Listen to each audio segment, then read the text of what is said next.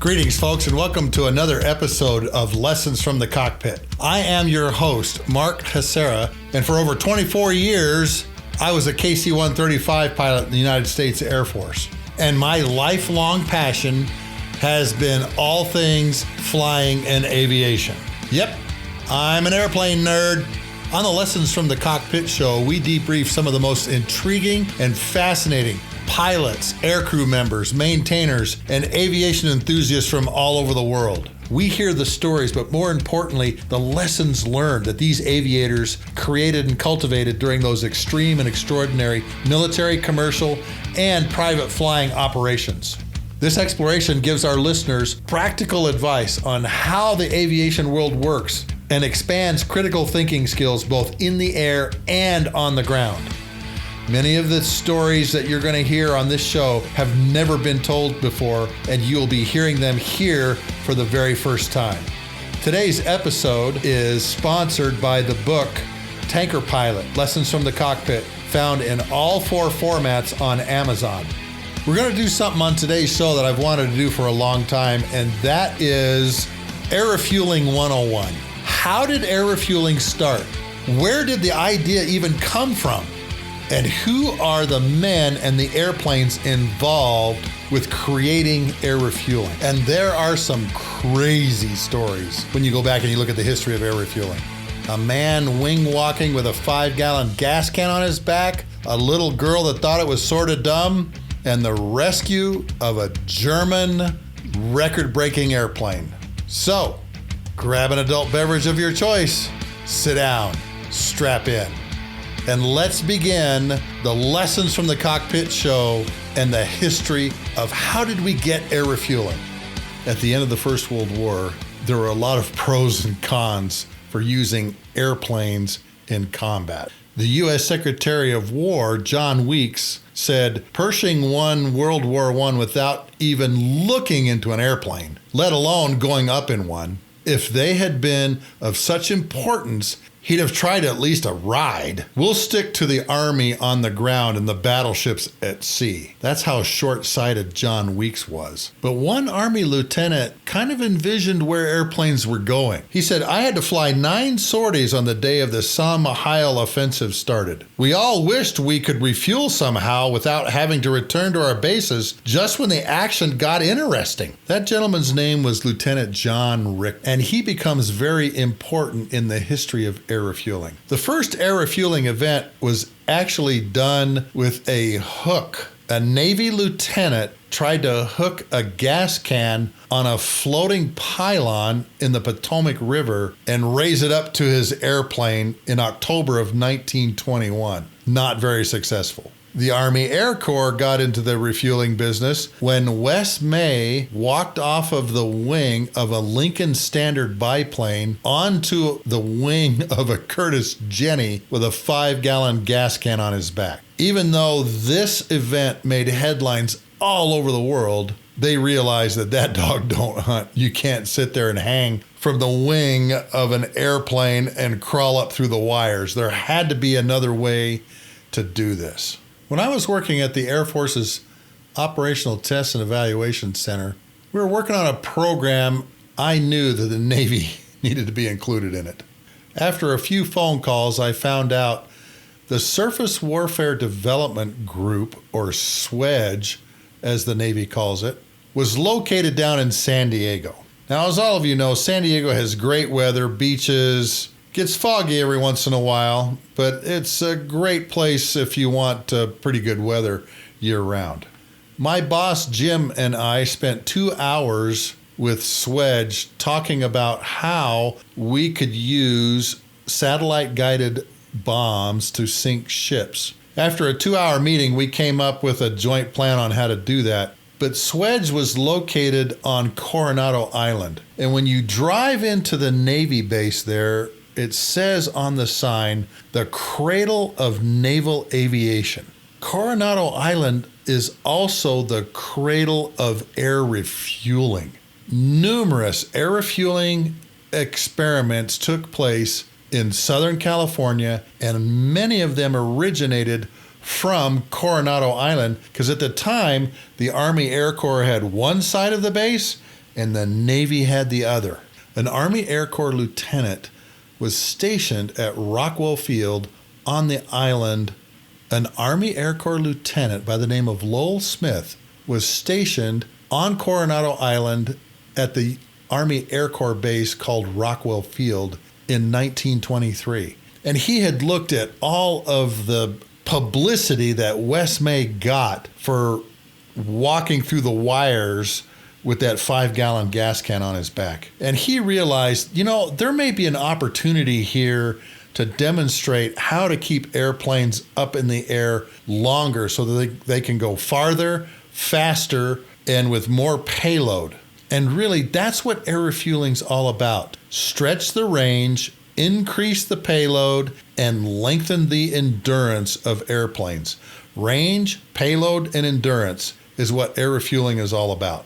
Lieutenant Lowell Smith sought the help of Lieutenant John Richter from the San Miguel campaign, who understood pumps, valves, and gauges because he had been a former locomotive test engineer before joining the Army Air Corps. He understood how to do pumps and hoses and so forth. So Lieutenants Lowell Smith and John Richter approached Rockwell Field's commanding officer, a major by the name of Henry Hap Arnold, in June of 1923 with an idea for transferring gas in the air. This is the same Hap Arnold who leads the Army Air Corps in World War II. Smith and Richter explained by modifying two de Havilland DH-4B biplanes with tanks and a fire hose, refueling operations could be safely accomplished in the air, increasing range and endurance. Hap Arnold says, "Run with it, boys." And so Richter begins outfitting a de Havilland DH-4 with extra fuel tanks and a 2.5-inch diameter, 40-foot long hose capped by a trigger valve as the first air refueling tanker. Smith and Richter's plan was to have a receiver airplane come up underneath them, another DH-4, with somebody in the back seat. Opening a sliding door on the bottom of the tanker, they would dangle this 40-foot hose out with the trigger on the end and pass fuel from one airplane to another in the air. Arnold tells all of the repair shops at Rockwell Field that they are now at Smith's disposal, and they begin modifying a tanker and receiver aircraft to his exact specifications. Now, of course, everybody's asking, well, how long will you guys be able to stay up? Well, that is the question, isn't it? How long will we be able to do it? After modifying the two airplanes, they begin testing the systems to make sure that they work on the ground before they fly them in the air. The weather was perfect on the morning of June 27th, 1923, as Smith and Richter took off in their DH-4. First Lieutenants Virgil Hine and Frank Seifert followed shortly behind them in a DH-4 tanker aircraft. This airplane had a 50-gallon fuel tank placed behind Richter's observation position that would accept the hose to replenish the fuel in their tanks via the pump Smith that attached to the 40-foot hose in Hine and Seifert's airplane. Once the 50-gallon fuel tank was filled up, Richter would pump that into the main fuel tanks of their DH-4, and the airplane obviously would burn it from there. The flight goes fantastic. After two air refueling hookups, Smith and Richter were able to stay airborne for 6 hours and 38 minutes, and they were only forced to land after the electrical generator on the engine conked out. The next day, they attempted again. This time, their objective is to see if they can fly all day and through the night over a 50-kilometer triangular closed course over the top of Coronado Island. This flight ends with the very first low-altitude air refueling at 100 feet because of California ground fog. Lowell Smith tries to find the airfield under the fog and can't do it, and he actually crashes the DH-4 in the marshes to the east of Rockwell Field. But even on this second attempt in this bad weather, they're able to show, yes, this can be done. We can transfer fuel from one airplane to another to keep it airborne. They go into Hap Arnold and they tell him, look, I think now is the question of just how long we can stay up. and Hap Arnold gives them the go-ahead. Okay, well, let's see if you can go longer than 24 hours. On the 27th of August, 1921, Smith and Richter take off out of Rockwell Field at 5:04 in the morning to find out how far and how long can we stay up. They're flying between 3,000 and 5,000 feet, lapping these pylons on Coronado Island. The engine begins misfiring during the flight, and Smith actually takes out a hammer and loosens the dirt in the fuel filter, and the engine starts running again. During this third attempt, they fly all day Monday and through the night into Tuesday afternoon.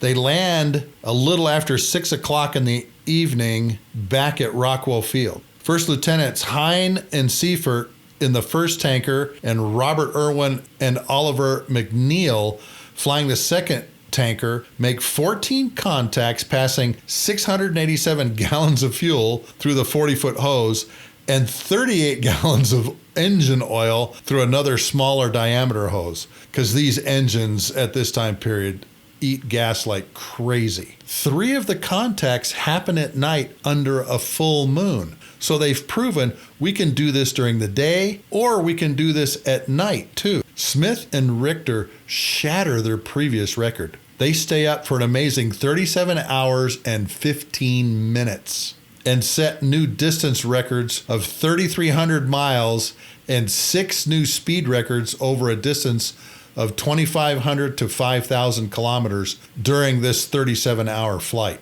But now Hap Arnold wants a more practical demonstration of how air refueling will work. On the 25th of October, Smith and Richter take off from Llamas, Washington on the Canadian border, turn south, and head for Mexico. Over Eugene, Oregon, Smith and Richter accomplish their first refueling contact from one of the DH-4s that is flown by Hine and Seifert. Continuing south at 5,000 feet with full tanks, they reach their second refueling over Sacramento, met by the modified tanker with Irwin and McNeil in it. After taking on more gas, the DH-4 continues to fly south for 3 more hours. Overhead the Custom House of Tijuana, Mexico, Smith and Richter politely wave to the folks on the ground and turn north back to Coronado Island. They had just flown down the entire west coast with only 2 refuelings. Landing minutes later at Rockwell Field, Hap Arnold, of course, congratulates them as they are unstrapped and climb out of their DH-4. They had covered 1,250 nautical miles in 12 hours and 13 minutes. They know now that, hey, we can keep going for a long time and a long distance by doing air refueling. But Big Army doesn't care. The Army Signal Corps and, of course, all the aviators in the Army understand what this event means and what the advantages of air refueling are. But Big Army doesn't care. They think it's a big publicity stunt with no military value, and the Army leadership seems to be completely unimpressed by what just happened because they're still thinking in Big Army terms. It's the infantry on the ground that has the maximum power in combat. These people do not realize what air power is going to do, particularly in the next coming war. Of course, all of this is big news for Army aviation, but it really doesn't go anywhere after that. They've proven that we can do it, and now more flights are done, but really everybody kind of gives air refueling the Heisman. In 1928, though, a Belgian team stays up for over 60 hours. Now the Europeans are involved in this, and of course, the Army Air Corps is not to be outdone. But another event in April of 1928 brings air refueling kind of to the forefront for the Army Air Corps. Charles Lindbergh makes his famous flight to Paris in the 1928 timeframe.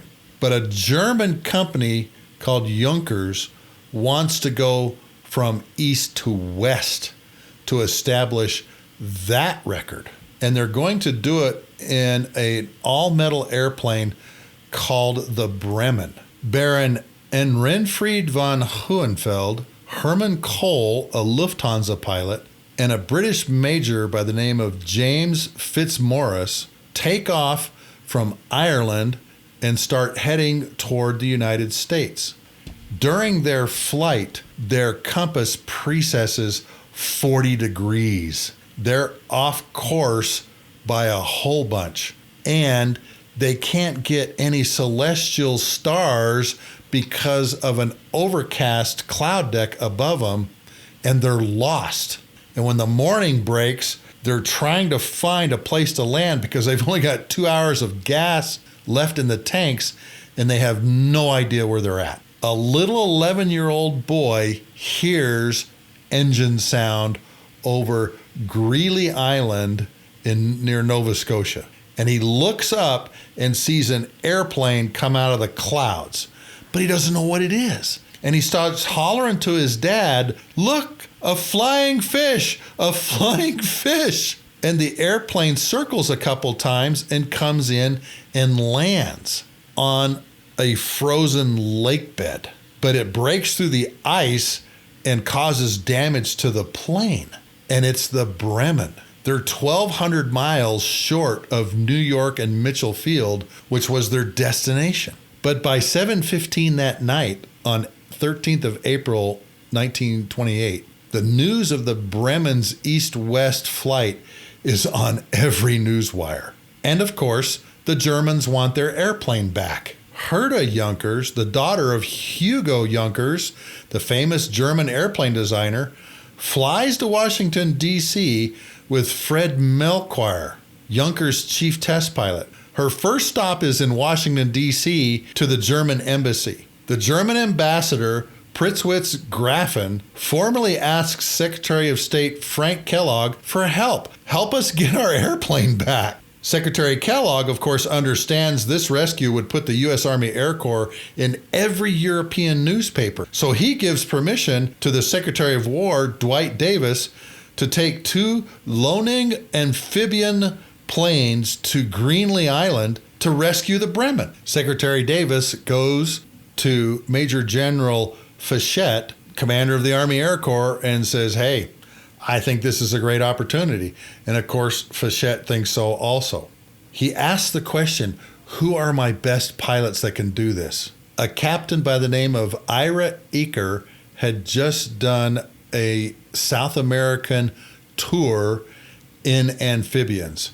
And he grabs another great pilot by the name of Muir Fairchild, the same guy where we get Fairchild Air Force Base's name from.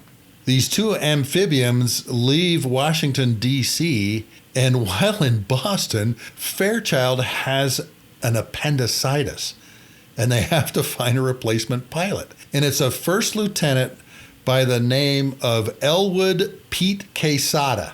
So now Eaker and Quesada are flying in one airplane. The second airplane crashes on the trip up there. So now Eaker and Quesada are by themselves. With Melchior in the back of the amphibian, they take off for Greenlee Island.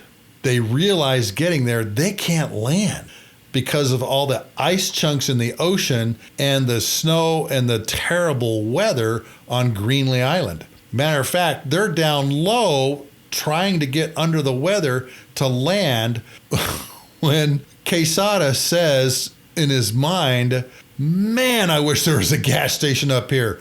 Holy smokes, if we could hook up to a gas station up here, man, we could be in business," because they're so low on gas and the weather is a real problem. Melchior actually puts on a parachute and jumps out of the amphibian and lands right next to the Bremen with its crew. So now Eaker and Quesada have to return to their base. And of course, the weather stinks there. Somehow Eaker's able to get the airplane down. They land under 100-foot cloud deck on fumes. And this is when Quesada starts rolling over in his mind. Hey, we've demonstrated this air refueling thing before. Maybe we need to take a lot closer look at this. Quesada continues thinking about all this in his mind. My God, what are we going to do if we get caught up here? My God, wouldn't it be nice if we had a gas station up here? We could just pull into a gas station and fill up again and not have to land. The first people Quesada talks to are all of his Marine Corps buds in Washington, D.C. Eaker has to school Lieutenant Quesada on don't share those kind of ideas with your other services. We want the publicity. So Eaker and Quesada go into General Fichette's office and explain to him, hey, we need to explore this air refueling thing, and we need to do it quick, particularly since the Belgians just set a 60-hour record. Talking with the Assistant Secretary of War, Truby Davison, he gives his blessing on seeing if they can set a new endurance record, but only if they can show it has military advantage. So Fichette tells him, okay, guys, go figure it out. How are we going to demonstrate this? And of course, Big Army finds out, and what do they say? This is all just another one of those big aviation stunts.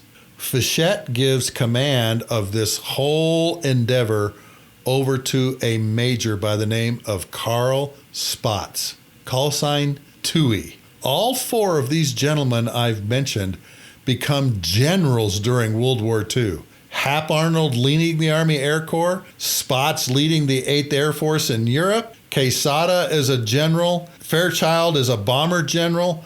All of these men assume leadership positions in World War II. Now Spaatz has to find what kind of airplane he can use.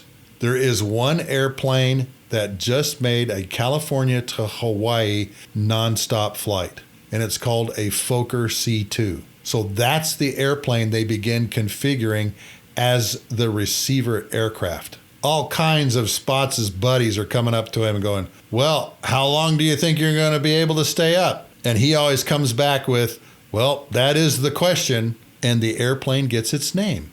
The question mark. Spaatz realizes there's only one place to do this where the weather's going to be good, and that is Rockwell Field on the island of Coronado, the cradle of naval aviation and the cradle of air refueling. But he also wants to pick a specific date. And in 1929, where do you begin the year with the biggest crowd? That crowd is always at the Rose Bowl in Los Angeles, the Coliseum. Early on the morning of the 1st of January, 1929, Spaatz takes off with his crew in the Fokker C-2 trimotor. During the Rose Bowl game, they actually hook up with one of the tanker airplanes over the Coliseum and get gas. Later that night, Spaatz is drenched when one of the valves malfunctions and just covers him with gas. They try to get all of the gasoline off of him, and they get most of it, but he still smells pretty bad. So early in the morning, and the next contact, Spaatz slides the door back, stands up in the doorway to get the hose with his boots, his goggles, and his flight helmet, and nothing else on. He's almost completely naked with a big smile on his face as they reel the hose down to him and they take on more gas. The future chief of the Air Force is standing naked inside this airplane. Wednesday morning, Spaatz's wife is hanging all of her clean clothes out on a clothesline to dry. She's got her 8-year-old daughter, Tatty, with her. And Tatty's mom hears the sound of the engines overhead. She looks up and sees her husband refueling. They've just broken the 60-hour record. And she says to Tatty, hey, look, your dad just broke a record up there. Little 8-year-old Tatty shields her eyes, looks up at her dad getting gas, and says, I think it's sort of dumb. The question mark keeps flying until Friday. It's been up all week. And finally, one of the engines loses a rod. And so they have to land. The question mark lands on the 7th of January, 150 hours, 40 minutes, 13 seconds after takeoff when a pushrod fails. In 43 contacts, including 20 at night, Douglas C-1 tankers had delivered 33,960 pounds of fuel. The refueling planes also passed another 245 gallons of engine oil, engine spare parts, a collapsible bathtub for Major Spots to clean himself up in, flight coveralls so that he had something to put back on, and also a New Year's Day turkey dinner that some local church had brought to the airfield so that they could have something to eat while they're flying on New Year's Day. Spots had to prove there was military advantages to this, and of course, he writes an after-action report to Major General Fichette. And this is what he says. The flight of the question mark demonstrates conclusively that one transport plane can safely refuel another transport in the air, and refueling gives a distinct advantage in military operation. He goes on to explain bomber aircraft will carry more weapons by taking off with lighter fuel loads, increasing flight safety. That same bomber's radius of action has scarcely no limit with air refueling. Continuing, he says, refueling with pursuit, attack, and observation planes can be accomplished, extending their range, payload, and endurance. Remember those three terms. Spot saw also a commercial refueling application extending the range and payload of transcontinental and transoceanic flights, eliminating time-consuming refueling stops. He goes on to say, flying operations are safer as refueling planes can be located at frequent intervals along a transport's route of flight, allowing them to fly around bad weather. At the 1930 Thompson Trophy races near Lake Michigan, a British pilot by the name of First Lieutenant Richard Llewellyn Atcherley watched some of the aerial demonstrations with amazement. He sees a Fokker trimotor being refueled by a Douglas C-1 just flying a few feet over the top of it. He sees the dangling hose come down just like they did during the question mark, and it gets him thinking. He immediately recognizes not only the military, but the commercial use of aviation, but he thinks this whole dangling hose idea is silly and stupid. There's got to be a better way to get two airplanes together. While he's flying back to Britain, he's working on a napkin and he's drawing out different ways to do it, and he figures one out. He calls it the crossover contact method, which later becomes known as the Atcherley system, and it becomes the very first patented air refueling system. Here's how it works.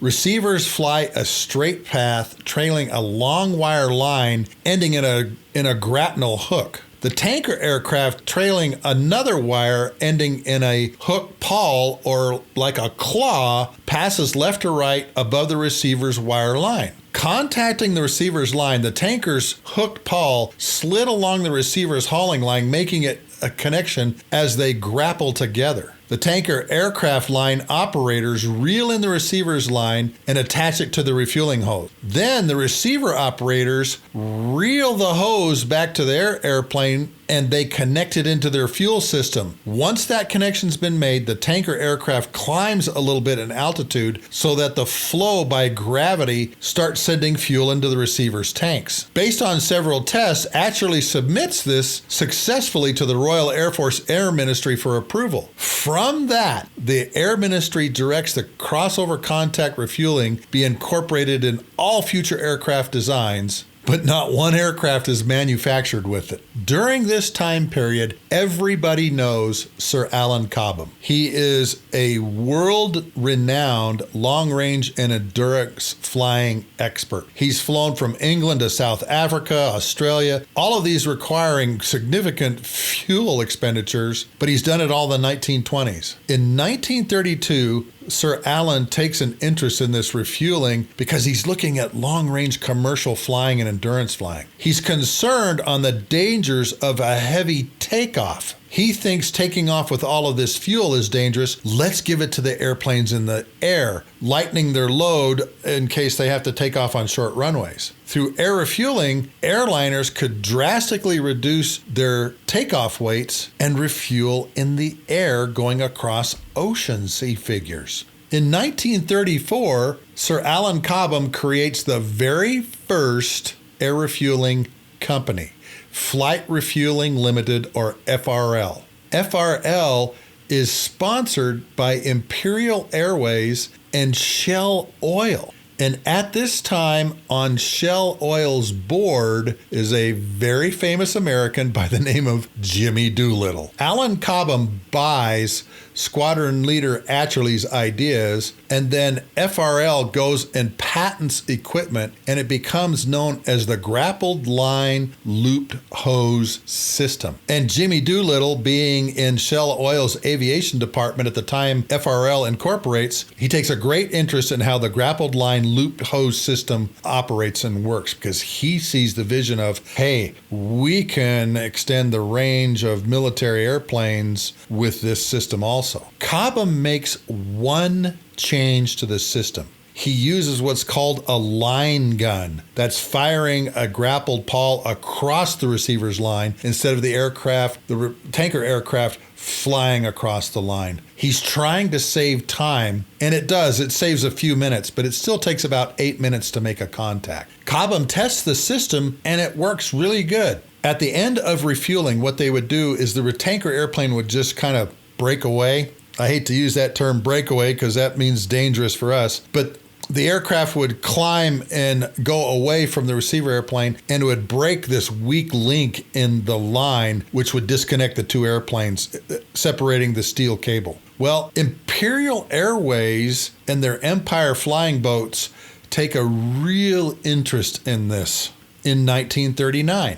A World War I Hadley Page Harrow bomber, modified as a tanker, was placed in Scotland and starts refueling flying boats during transatlantic crossings to New York City, beginning on the 5th of August to the 1st of October of 1939, the first commercial air refuelings. These Empire flying boats make 16 crossings with 15 hookups off of these Hadley Page Harrow bombers. But this date is important. October of 1939. What's happening? World War II is just beginning to rage, and all of the flying boats are given back to the British government and begin hunting the wolf packs. But they don't refuel. And here's a little known fact. All of the Clipper airplanes that Pan Am and all these different companies are flying, made in the United States, all of the Clipper flying boats have this refueling system incorporated in them. It's built right into them. Every one of them coming off the assembly line have a grappled line looped hose refueling system, but it's never used during the war. After the Doolittle raid, Jimmy Doolittle makes it back to the States, and he realizes we have got to have an air refueling system. So they begin testing the grappled line loop hose system down at Eglin Air Force Base in Florida, and it's extremely successful. We're talking about 1942. They use a B-24 as a tanker, transferring fuel into the B-17. Everybody knows how famous the B-17 bomber is, and they want to refuel it. They continue doing these tests, but the B-29, with its incredible range, and is about to come off the drawing boards into the Army Air Corps service. So they don't do anything more with it. Cobham, on the other hand,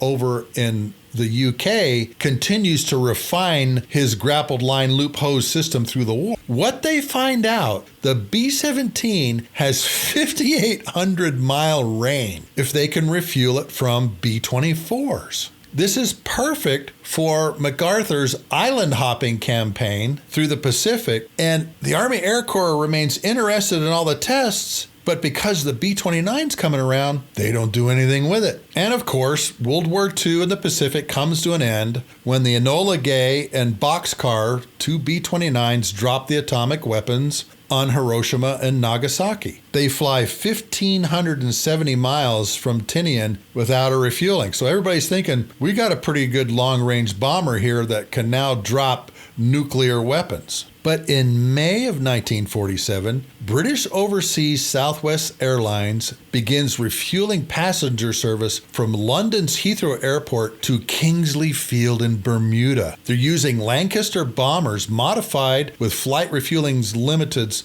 looped hose system, and the passenger liners get refueled abeam the Azores. This begins, once again, the interest by the Americans in air refueling. Well, in September of that same year, who becomes the first Chief of Staff of the Air Force? None other than Carl Toohey Spaatz, the guy that was flying in the question mark. And he makes his number one priority of the new Air Force air refueling capability. The August of 1947 Air Force Aircraft and Weapons Board discusses all the issues that are facing bombing targets in Russia with nuclear weapons and other places around the world. So in January, the board says the Air Force's top priority is now air refueling. And in January, Spaatz agrees. He says, we got to understand this. And from his experience in the question mark, he realizes, hey, we can indefinitely extend the ranges and endurance of airplanes through air refueling. And so now air refueling is at the top of the list. Spaatz turns to Jimmy Doolittle and says, hey, go back and visit with Cobham and Flight Refueling Limited at Ford Aerodrome in January 48. And he requests from Doolittle, go find out about how they're doing this. Doolittle returns to the States with a wealth of refueling information, including motion pictures of FRL's looped hose system and how it operates. And Doolittle recommends to the Air Force FRL's looped hose system be modified in B-29 bombers, making them KB-29s.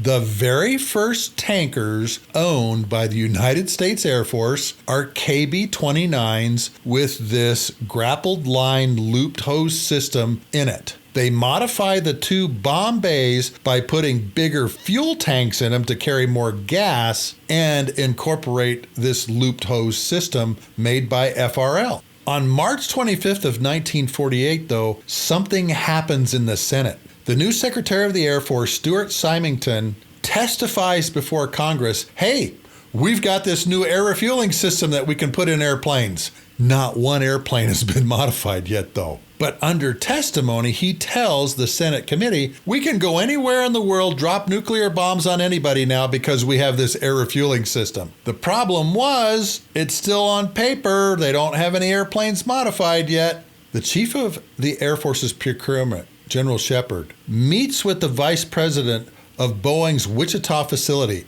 Earl Schaefer, the next day. After several phone calls between Washington, D.C. and Secretary Symington's testimony, Shepard told Schaefer they must transfer fuel by the end of the weekend, even if done by a teaspoon. This begins the crash program and exploration of more effective and efficient refueling methods of transferring fuel, and ultimately leads to Boeing's flying boom. Well, the week prior to this, on the 18th of March, a Wright-Patterson B-29 landed at London's Heathrow Airport with 6 passengers, including a Boeing Wichita engineer with a bag of money. Stepping off the Super Fortress, the delegation is met by Alan Cobham and all of his FRL engineers from the Ford Aerodrome at the bottom of the stairs. They have this urgency to purchase air refueling equipment, and the U.S. now is not going to return from England empty-handed. Negotiating with Alan Cobham, the U.S. team buys 2 hose drum ship sets, a manufacturing license for the production of the system in the U.S., and a contract for 40 more hose drum systems that make up the grappled line looped hose system. Boeing Wichita's Kansas facility begins modifying 40 B-29 bombers into looped hose tankers, designating them KB-29Ms. With the fuel cells in the forward and aft bomb bays, The KB-29Ms can offload 34,000, almost 35,000 pounds of fuel into other receivers. 40 B-29s are modified with the probe above the cockpit as the part of the receiver system. And these are designated B-29MRs. All of the B-50 bombers that are coming off the Boeing assembly line also go down to Wichita and get this same overcranium probe that they can use to hook into the system. Well, just a few months later, on June 30th of 1948, the very first two Strategic Air Command air refueling squadrons are born. The 43rd Air Refueling Squadron is activated at Davis-Monthan Air Force Base outside Tucson, Arizona, and my good old 509th Air Refueling Squadron, my old unit at Pease, is activated in the afternoon at Walker Air Force Base near Roswell, New Mexico. What I find fascinating about this is the 509th Weapons Squadron goes down to Roswell, New Mexico as part of their syllabus. But these two air refueling squadrons have one problem. There aren't any receivers yet. All the airplanes are still getting modified. But General LeMay, the Strategic Air Command commander, wants to send a distinct message to Russia, and that is,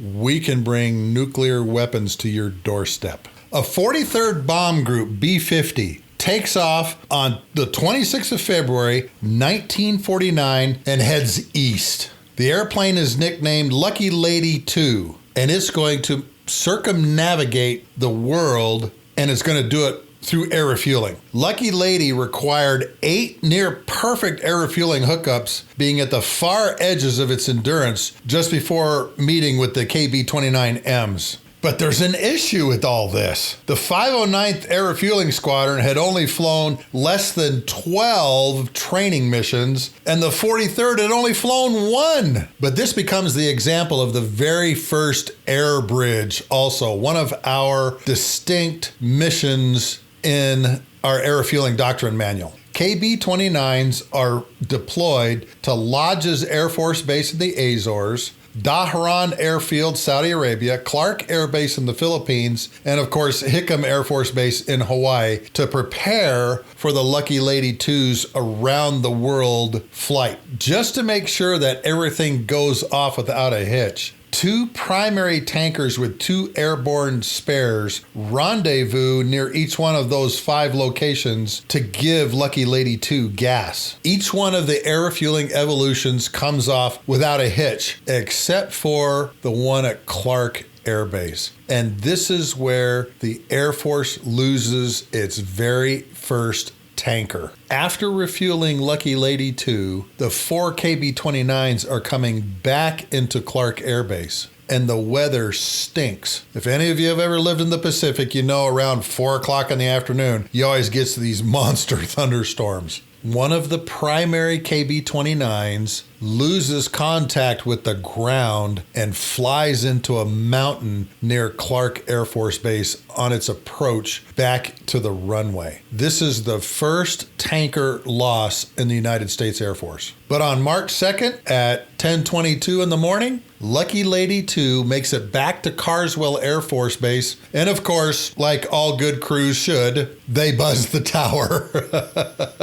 Lucky Lady 2 has flown 23,452 miles in 94 hours and 1 minute. General LeMay, of course, meets the crew, gives them all distinguished flying crosses right there on the ramp. During his speech, he says, okay, we've done this with bombers. Now we got to figure out a way to do this with fighters. LeMay recognizes that there is an issue with fighter-type aircraft, and that is they burn twice as much fuel as their reciprocating engine brothers and sisters. And once again, this is where Alan Cobham and Flight Refueling Limited, FRL, come to save the day. Cobham realizes that the grappled line loop hose system is just taking too long. He's got to find a better way to put the refueling hose out there. One of his engineers says, hey boss, let's just put this great big like funnel type thing on the end of the hose to balance it in the airstream and then let the receiver just plug into it. This is the birth of the probe and drogue air refueling system, which is widely used across the world today. Cobham and FRL go out and modify all the hoses on their Lancaster and Lincoln tankers, and a month later began the flight tests of the system, the new probe and drogue system. They modify a Gloucester Meteor jet fighter with a probe in the nose of the airplane. On their first test, they go up and do dry contacts only, and they find out that this is a much, much better way of doing this kind of refueling. 5 months after they do all of these dry hookups, Patrick Hornage takes off from Tarrant Rushton Airport in a Gloucester Meteor at 5:20 in the morning on the 7th of August, 1949. Flying an oval race pattern, Hornage makes 10 contacts behind the Lancaster equipped with the new hose drum reel system with the drogue. He travels 3,100 miles in the Meteor, takes on 15,300 pounds, and flies for 12 hours and 3 minutes in the Meteor. Now, the U.S. realizes, okay, we got a way to refuel fighters now, but they're also looking at, can this work for the bombers? And after equipping a B-47 with this hose drum drogue system, it takes 110 minutes to refuel a B-47 at 1,000 pounds a minute. So they realize, okay, for bombers, this dog don't hunt. But the United States Air Force is already ahead of this. In November of 1947, they have come to Boeing and said, hey, can you figure out a better way to do this?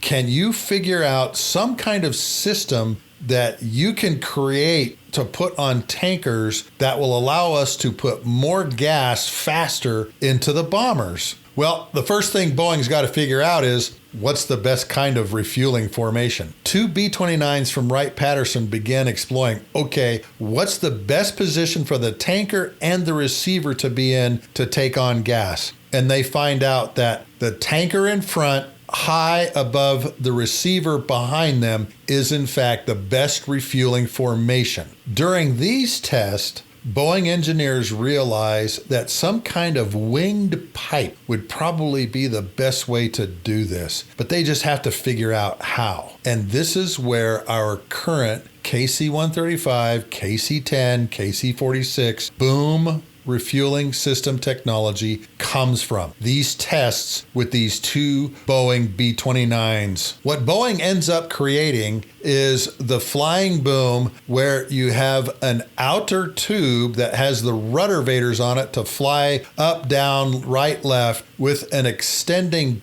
pipe in the middle of it that will go out to about 60 feet. This becomes the flying boom system that we use now. But then a really crazy thing happens. Air Materiel Command of the Air Force says, oh, Boeing, we want you to transfer all of this technology and all of your IP to the Curtiss Wright Company. You guys are too overburdened, quote unquote, because of all of your military contracts with the Korean War that's going on. Imagine a CEO receiving a letter with those words from a military service. Boeing couldn't imagine it either.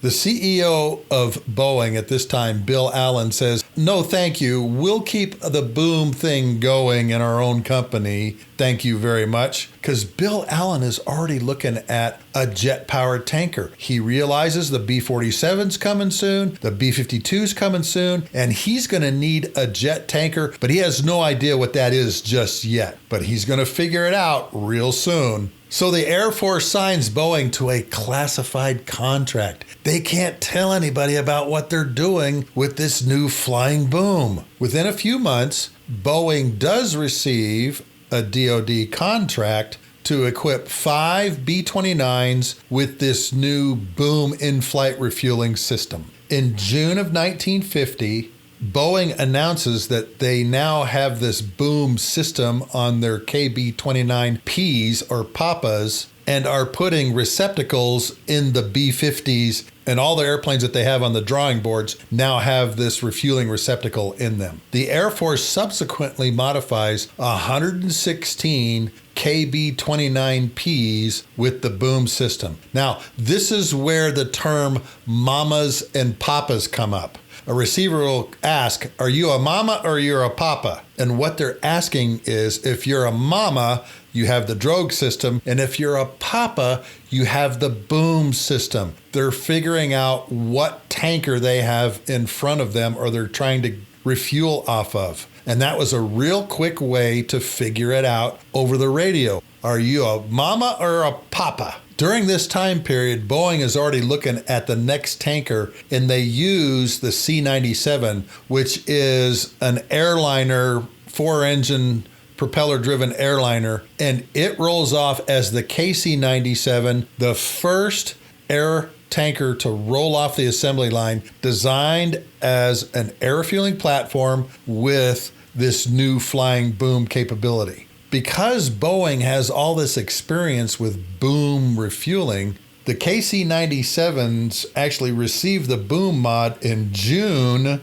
and start test flying in September of 1950. Refueling is showing up just as the Korean War is beginning in the summer of 1950. All of the subsequent C-97s that were coming into the Air Force as cargo planes are now redesignated KC-97Es, and 215 of these E models are produced as the new tankers.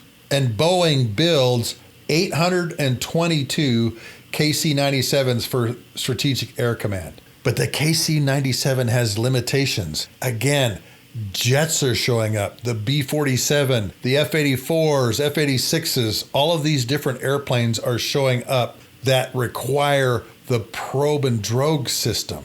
In order for the B-47 to get gas, it has to come down from 35,000 feet down to 18,000 feet, hook up with the KC-97. The KC-97 needs to toboggan, which means it goes into about a 300-foot descent to maintain the right airspeed for the B-47, fill it up from gas tanks because the KC-97 engines burn a different kind of fuel than that of the B-47, and then the B-47 burns all this gas trying to get back up to 35,000 feet. It's effective, but it's inefficient. And this is where the jet tanker idea comes to the mind of Bill Allen. We've got to have a jet-powered tanker to refuel these jet-powered bombers. Now, this is where the Cold War goes to a hot war. We've already seen the Berlin blockade and the Berlin airlift in 1948.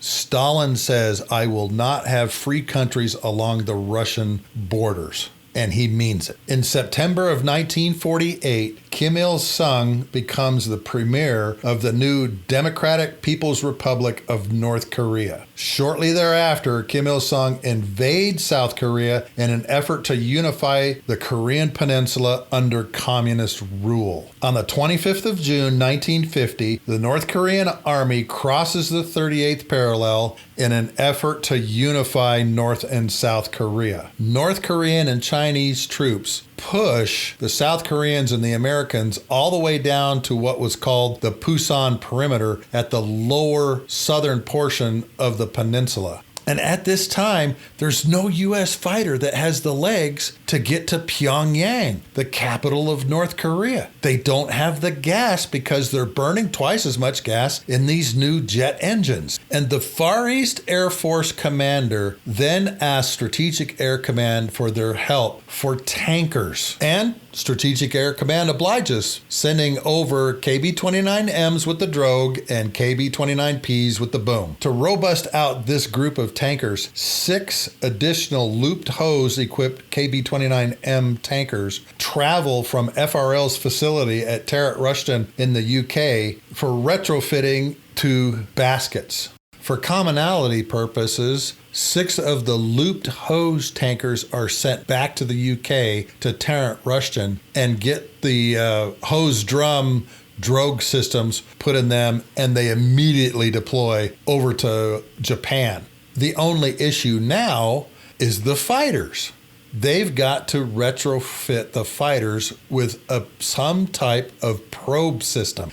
Flight Refueling Limited engineers and Air Material Command at Wright-Patterson get together and figure out, okay, how are we going to do this? They modify the fighters and their tip tanks, their wingtip tanks, with these probes there at the Wright-Patterson facility. They take Lockheed F-80 Shooting Stars and Republic F-84 Thunderjets and F-86 Sabres and plumb all of their external tanks with these probes for the drogue refueling system. This becomes a very cumbersome process, though, because of weight and balance. These fighters have to plug in on one tip tank, fill it halfway up, unplug, plug in the other tip tank, fill it all the way up, unplug, and then fill the halfway up to full. Can you see that there's a lot of issues with this? With probe and drogue receivers, basket-equipped tankers, boom-equipped tankers, all of these different problems are all happening at once in a war zone. The last place you want to do this,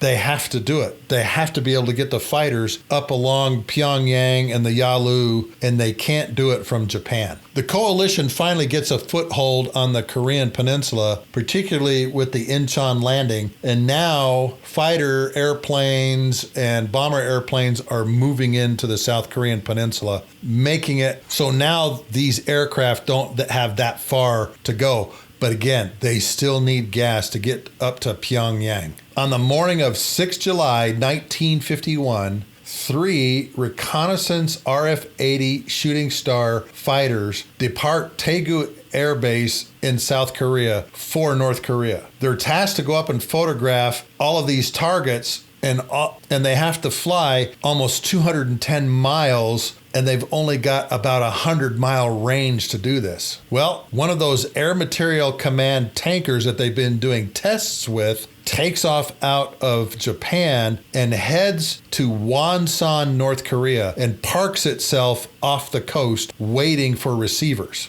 All 3 of the RF-80s plug into the tanker and fill all of their tanks up with gas. Basically, they've hit their reset button off the coast of Wonsan. And now they've got 210-mile range all across the North Korean battleground because they've air refueled near Wonsan, which is about halfway up the east coast of North Korea. They get all the photographs that they need of the targets that have been struck, and while they're out in this process, they find more targets for the fighters and bombers to strike. Air refueling has now had its first combat test in July 1951. Just a few days later, a KB-29P from the 91st Air Refueling Squadron deployed out of Barksdale Air Force Base accomplishes the first boom combat refueling. The KB-29P rendezvous with a North American RB-45C Tornado on a photo reconnaissance mission over North Korea. Refueling its tanks to full, the RB-45 disconnected and returned back to the Korean peninsula, photographing targets destroyed by the NATO fighters and bombers. So within the same month, combat drogue and boom refueling is accomplished. In the month of September 1952, a new record for a single-engine, single-seat jet fighter and endurance is made. Lieutenant Colonel Harry Doris has 5 separate combat missions and a 14-hour, 15-minute combat sortie in his F-80 Shooting Star. He meets up with Yokota-based KB-29Ms and fills up his wingtip-mounted 265-gallon fuel tanks, each capable of carrying 1,800 pounds of fuel.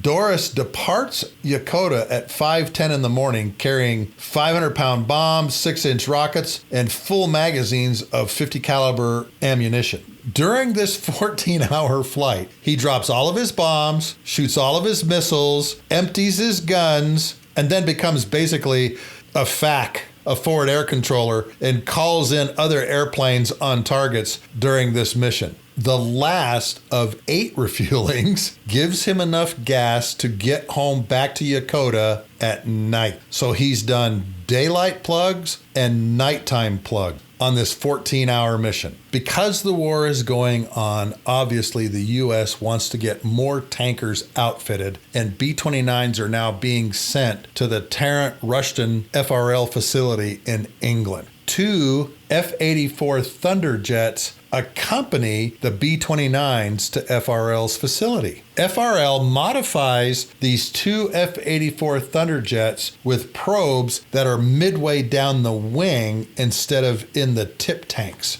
Now they have an air refueling probe system that feeds all of the tanks that are in the F-84 Thunderjet. Colonel Dave Schilling of the famous 56 Fighter Group, the Slybird Group, is one of these Thunderjet pilots that are at Tarrant Rushton. And now they are going to fly a transatlantic flight. The KB-29s take off, and Schilling and his wingman follow behind them. And they refuel all the way back to the United States. Now, his wingman during one of the refueling evolutions bends his probe, and he can't refuel. He has to punch out later when the airplane runs out of gas, but within 2 hours, they pick him up. Schilling makes it back to one of our brand new secret bases in Limestone, Maine. This base later becomes a strategic air command base known as Loring Air Force Base. So now we've proven, hey, we can move fighters across oceans with air refueling. The first demonstration of aircraft deployment refueling is again with Colonel Dave Schilling.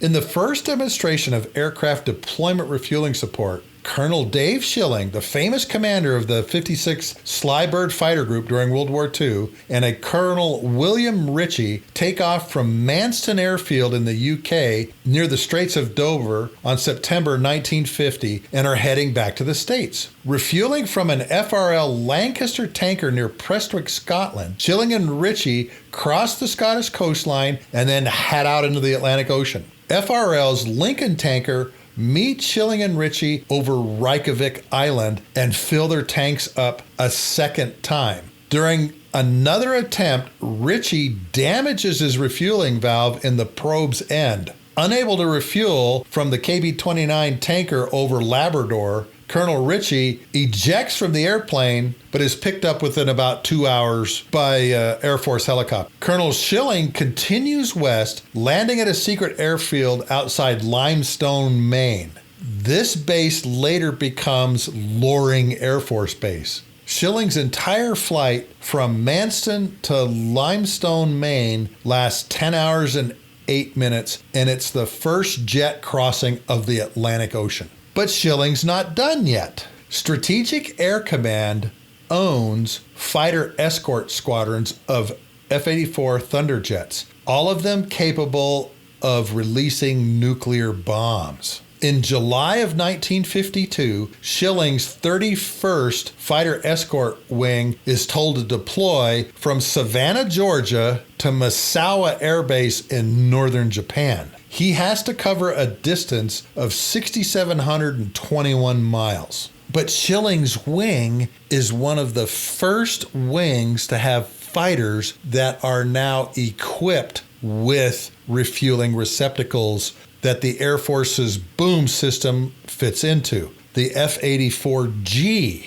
His plan is to fly from Savannah, Georgia, refuel in Texas, and then land at Travis Air Force Base north of San Francisco. At 9 o'clock on the 4th of July, 1952, 57 Thunderjets depart Turner Air Force Base, Georgia, and meet up with 20 KB-29P tankers over the radio navigation aid at Wink, Texas. All of the fighters get the gas they need, and they land at Travis Air Force Base after a 6-hour, 45-minute nonstop flight across the United States. On the 6th of July, the 307th and 308th Fighter Squadrons depart Travis and head west for Hickam Air Force Base, Hawaii. These fighters hook up with 10 KB-29Ps over a weather station Alpha out in the middle of the Pacific Ocean. And just to be safe, a Coast Guard cutter is placed near that weather station in case something goes wrong and one of the pilots has to jump out. The 307th all returned back to Travis after there's some damage to some of the refueling systems in the Thunderjets. But the 308th keeps moving west. At Weather Station Alpha, all of the airplanes fill up with gas. 300 miles east of Hickam Air Force Base at Weather Station Uncle, they hook up once again with some more KB-29 Papas out of Hickam Air Force Base. Major Robert Keene successfully lands his entire squadron at Hickam Air Force Base after a 5-hour, 27-minute flight. Colonel Dave Schilling does the exact same thing with the 309th Fighter Squadron, landing on the 8th of July in Hickam Air Force Base. The 307th finally catches up a few days later.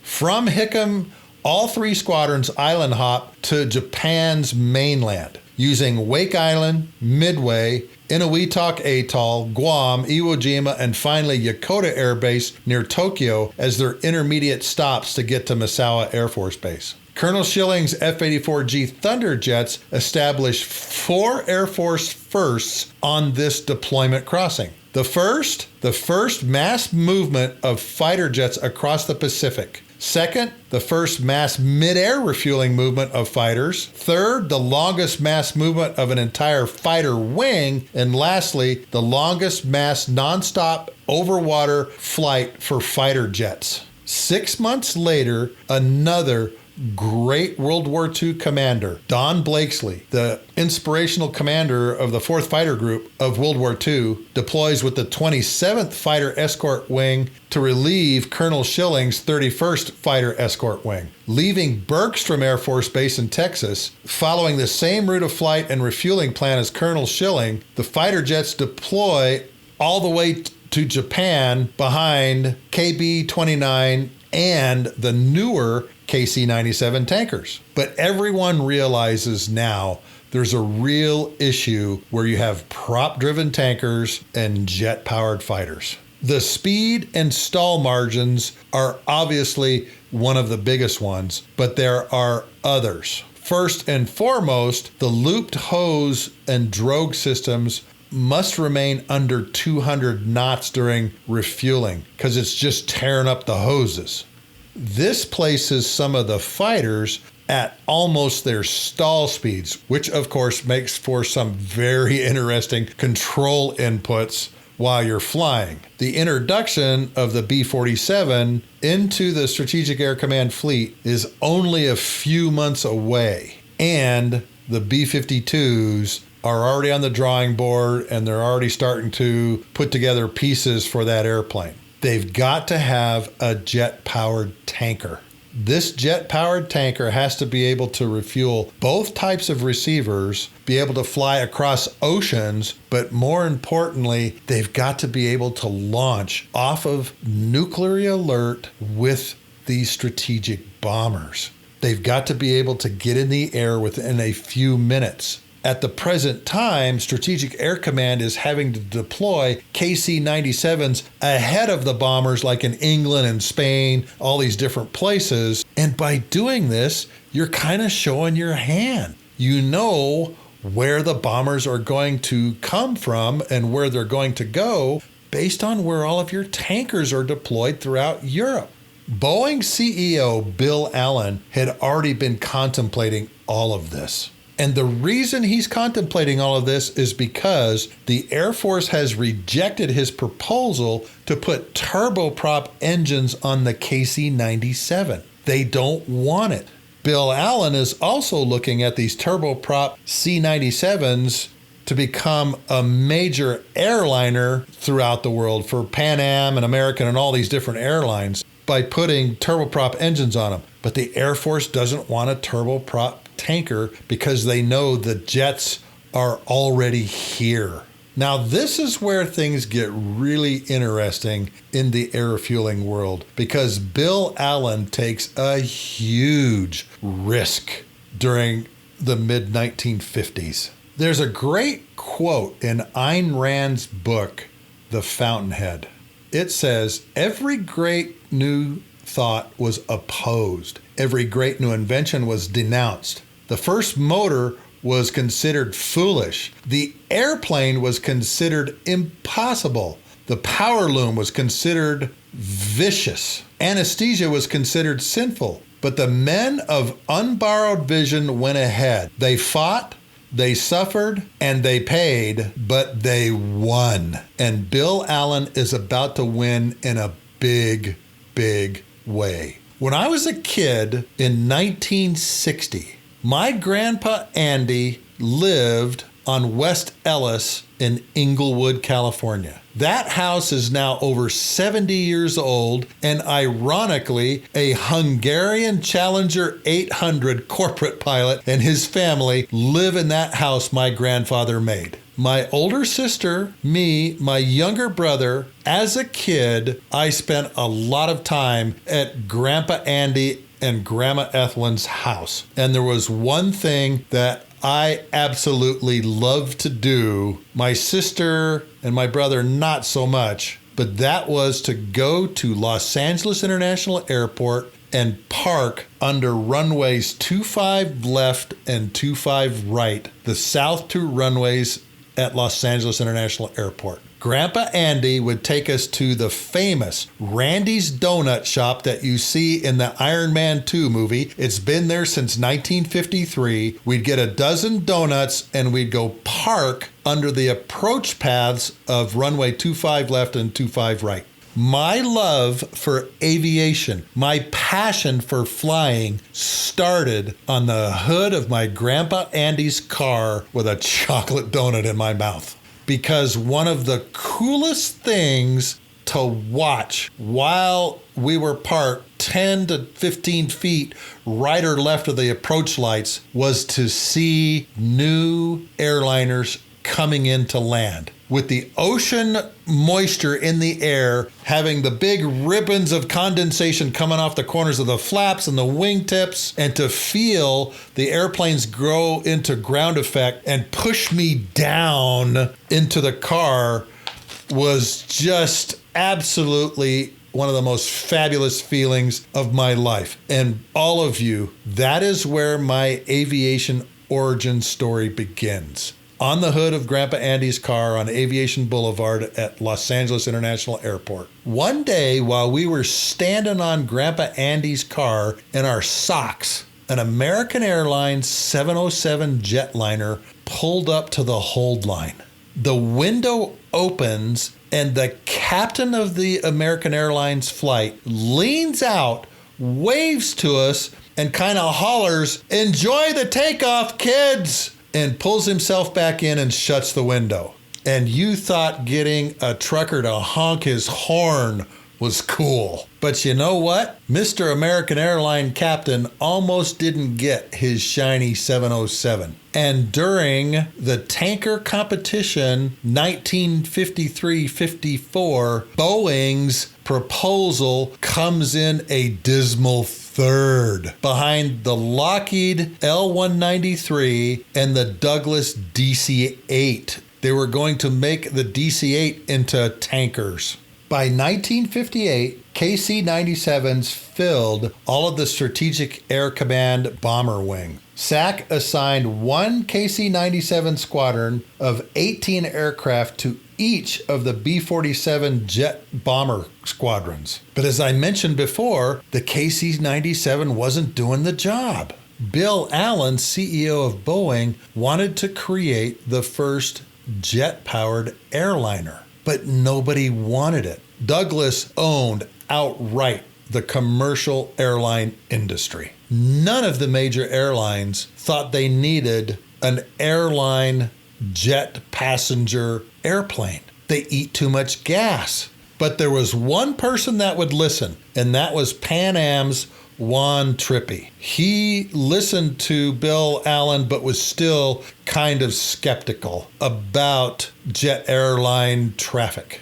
Bill Allen had a dilemma. They were having to pay a lot of taxes because they were making ridiculous money during the Korean War. Now, this may seem counterintuitive, but Bill Allen was brilliant. He took $16 million of Boeing's money, which is unheard of back then, and began a research and development project for a new jet airliner. But he knew that the government would pay for it if he created some type of military aircraft from this research. And Bill Allen and Boeing had a leg up and an advantage on their competition. You see, a couple of the Boeing engineers got to go over to Germany and investigate German swept wing jet aircraft. The Germans had actually built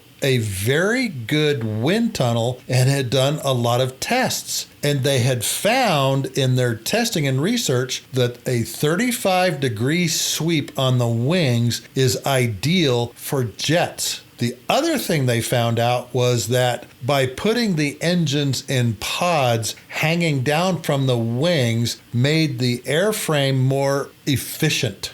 All of the other jet designers did not have this advantage. And Bill Allen took some of their Boeing cash and made their own wind tunnel to test some of these German theories. But again, Boeing executives had met with all the airline CEOs and said, hey, would you guys be interested in a jet airliner? And almost all of them, except for one trip, he said, absolutely not. But Bill Allen was a visionary, and he kept moving forward, taking that $16 million and making the first jet prototype airliner, but he called it a tanker. Allen goes and walls off a section of their Renton facility, and that becomes the womb for an airplane they call Project Model 367-80, or just Dash 80. This prototype of airplane goes through 150 changes and evolutions. It starts out with 2 engines in one pod on each wing, like the B-52, but then ends up with 2 engines on each side for a total of 4 of these J-57 water-burning engines. What Bill Allen doesn't know, though, is Douglas is beginning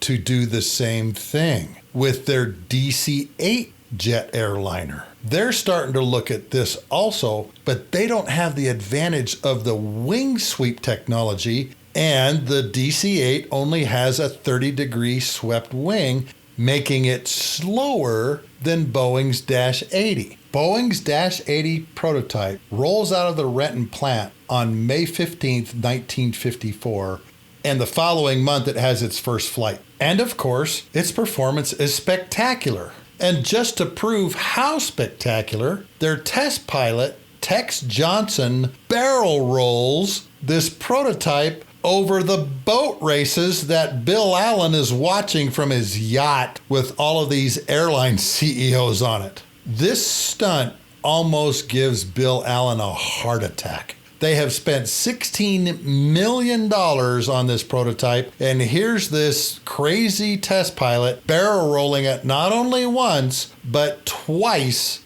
over Puget Sound, where the boat races are taking place. There's all kinds of famous photos of the airplane upside down, and of course there's video of it too that you can see on YouTube, which I'll put in the show notes. In 1954, the Air Force puts out a request for proposals for a jet tanker. Boeing doesn't realize that Douglas has their airplane. Lockheed has an L-193, kind of looks like the Vickers VC-10, but Convair, Martin, and Fairchild Aircraft are all in on the competition too. But Boeing has the first flying prototype. So they think they have a distinct advantage in this competition. Nope, not according to the Air Force.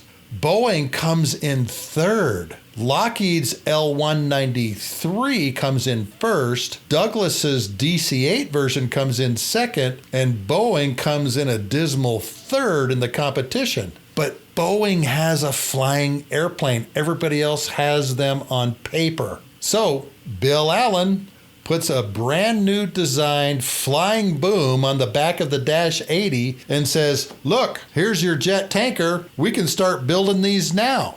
But the Air Force still doesn't want it. Lockheed can't get the L-193 off the drawing board. And LeMay goes to Boeing, now that he's the chief of staff of the Air Force, and says, okay, give me a few of these until we can get this L-193 thing figured out. So 4 months after announcing Lockheed wins the award, Strategic Air Command orders 29 of these Dash 80s, and they call them KC-135A. As a publicity stunt, Bill Allen flies around Mount Rainier in a KC-135 with the in-flight refueling boom attached to the back and plugs it into a B-52 for all kinds of great photos. And this is where Lockheed stumbles again. They cannot get the L-193 off of the drawing boards. So Curtis LeMay approaches the Secretary of the Air Force, William Abbott, and orders another 250 KC-135s along with the original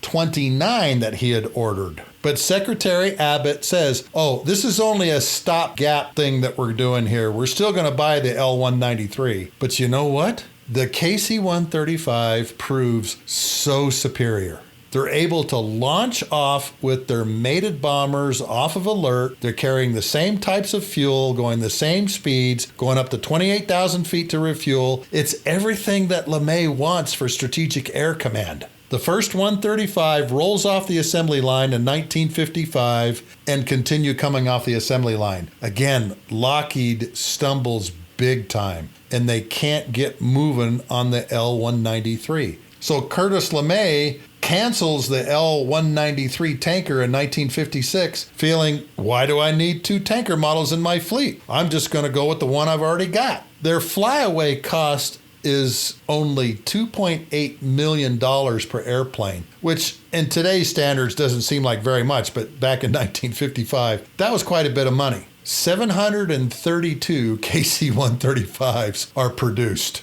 But remember, Bill Allen's goal is to get the government to not only pay for the KC-135s, but to pay for the 707s. The CEOs all look at the KC-135, and there's some things they don't like about it. They want to have rows of 6 seats, which means they need to make the fuselage about 4 inches wider so they can have 3 on one side, 3 on the other. Bill Allen goes to the government and says, hey, look, be a lot more efficient if I do KC-135s and 707s on the same assembly line. You know, will you guys pay for them? And what does the government do? Yeah, sure, go ahead, we'll do this. And Bill Allen gets exactly what he wants. The Renton facility is now producing KC-135s. All B-52 construction and manufacture is moved to their Boeing Wichita plants, and the bombers are all made there. And remember all of that prop-driven propaganda in the airline world? Well,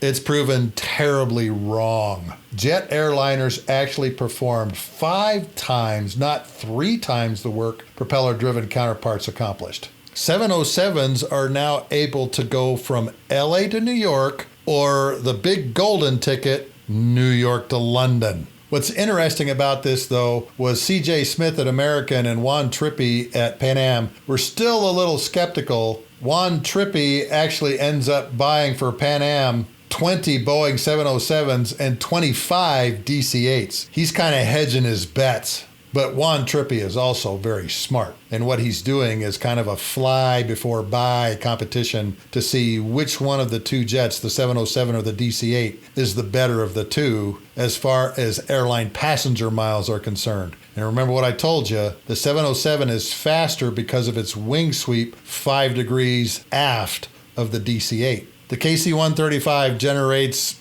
hundreds of millions of dollars in revenue for Boeing. But sales of the 707 creates $2 billion in revenue for Boeing as they build 2,300 707s and 732 KC-135s. After the introduction into the fleet, of course, Curtis LeMay is anxious to show off his new Strategic Air Command toy. He schedules a trip to Brazil from Washington, D.C., down to Rio de Janeiro. And of course, he's flying the airplane, and they get down there in 7 hours. establishing a new record from DC to Brazil. Strategic Air Command goes in and revises all of their nuclear war plans, mating 135s with B-52s on alert. The last KC-135 comes off the assembly line in 1965, but gets its first combat test during a funny little thing that happens down in the Caribbean with an island called Cuba.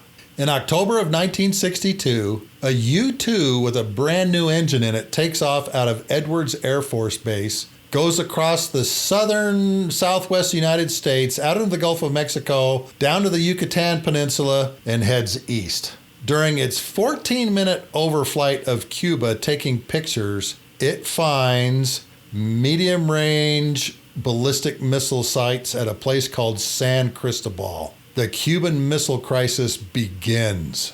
Now, Strategic Air Command only has about half of its KC-135 fleet that it will have of the 732 airplanes, and so they're still flying a lot of missions with KC-97s. But there's a very interesting mission that is going on during this time period. General Powers of Strategic Air Command has begun a program called Chrome Dome, Airborne Nuclear Alert. This airborne alert has nuclear-armed B-52s flying missions into the Aegean Sea, east of Italy, up over the North Pole, and flying some missions out into the Pacific. These missions take 24 hours to fly and require 2 and 3 air refuelings, sometimes from multiple KC-135s. I'll give you an example. Airplanes taking off out of Carswell Air Force Base fly out over the Atlantic and are filled up by tankers coming out of Morón, Spain. The KC-135 offloads about 105 to 110,000 pounds into the B-52, and it orbits for several hours in the Aegean Sea. Coming out of the Aegean, the B-52 again is refueled near the Straits of Gibraltar, gets another 110,000 pounds, and flies back across the Atlantic Ocean. The route that goes up to the North Pole, they're refueled up around New England, again, getting between 105 to 110,000 pounds, going up to the poles, orbiting north of Alaska, come down to Fairbanks, being refueled by tankers out of Eielson Air Force Base in a track called Cold Coffee, and then go back up and orbit again for a few hours, and then finally come down and get refueled off of the Washington state coast. These are 24-hour missions.